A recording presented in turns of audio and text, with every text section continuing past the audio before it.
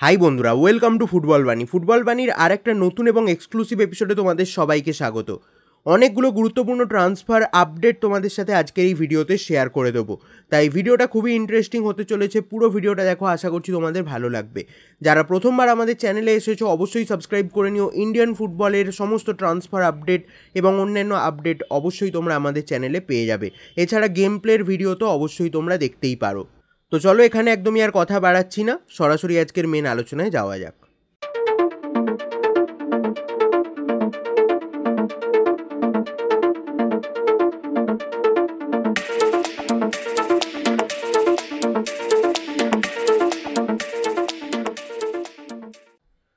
তো বন্ধুরা, আজকের ভিডিওটা শুরু করব বেঙ্গালুরু এফসির আপডেট দিয়ে।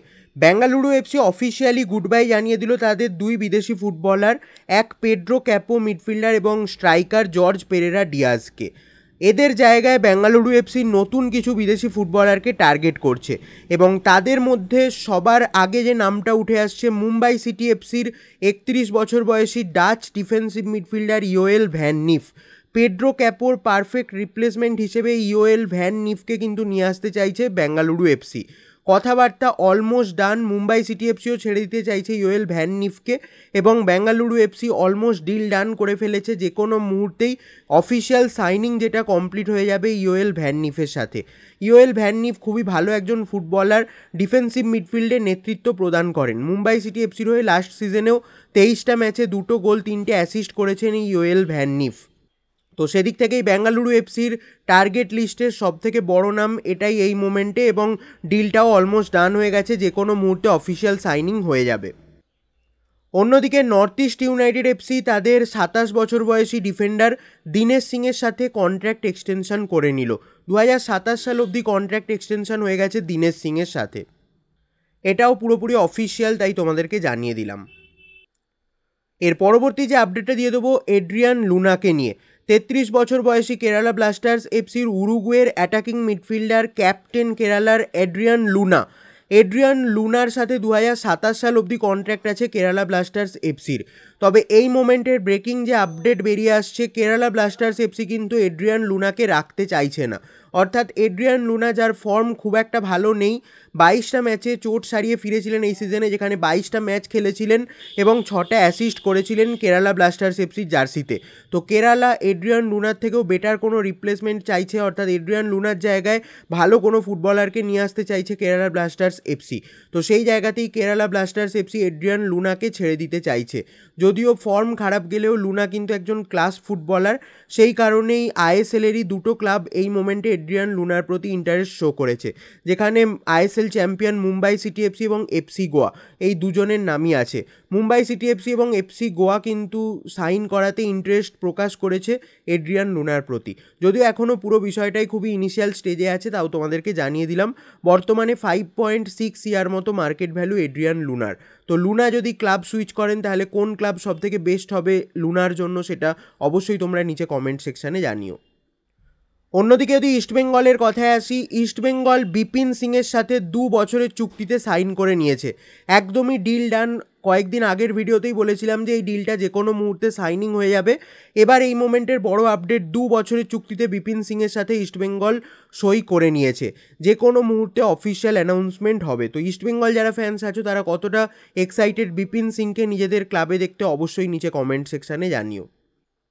অন্যদিকে গতকাল থেকে মোহনবাগানকে নিয়ে একটা ট্রান্সফার রিউমার শোনা যাচ্ছে, যেটা শোনা যাচ্ছে মোহনবাগান নাকি সাইন করতে চলেছে 34 বছর বয়সী স্প্যানিশ অ্যাটাকিং মিডফিল্ডার এবং পার্সিভ বান্দুংয়ের সেরা ফুটবলার এই মোমেন্টে কারেন্ট ফর্ম যদি বিচার করো, টাইরন ডেল পিনো, তাকে নাকি সাইন করতে চলেছে মোহনবাগান সুপার জায়ান্ট। এই প্লেয়ার সম্পর্কে বলার আগে যেটা একটাই বলবো, যে ফর্মটা খুব ভালো যাচ্ছে। 34 বছর বয়সী এই স্প্যানিশ অ্যাটাকিং মিডফিল্ডারটা বা উইঙ্গার 31টা ম্যাচে লাস্ট সিজনে 18টা গোল 8টা অ্যাসিস্ট করেছেন। এফসি চ্যাম্পিয়ন্স লিগ 2তেও 6টা ম্যাচে 3টে গোল 1টা অ্যাসিস্ট আছে তার। বর্তমানে ইন্দোনেশিয়ার ক্লাব পার্সিভ বান্দুংয়ে খেলছেন এবং তার বর্তমান মার্কেট ভ্যালু 1 CR। তবে এই প্লেয়ারকে নিয়ে যে রিউমারটা উঠেছিল তোমাদেরকে ক্লিয়ারলি জানিয়ে দিচ্ছি এটা পুরোপুরি ফেক রিউমার। কোনো রকম লিঙ্ক আপ হয়নি মোহনবাগানের সাথে এই টাইরন ডেল পিনোর। বিভিন্ন নাম রিউমার হিসেবে সবাই জুড়ে দেয় এবং সেটা ঠিক হওয়ার সম্ভাবনা কমই হয়, এবং যেটা ঠিক হয় সেটাই তোমাদের সাথে আমরা শেয়ার করি। তো এই মোমেন্টে তোমাদেরকে ক্লিয়ারলি জানিয়ে দিচ্ছি এটা পুরোপুরি ফেক রিউমার এবং মার্কাসের তরফ থেকেই অফিসিয়ালি জানিয়ে দেওয়া হয়েছে। তাই এই নামটা নিয়ে ভাবার কোনো দরকার নেই, মোহনবাগান ফ্যান্সদের জানিয়ে দিলাম।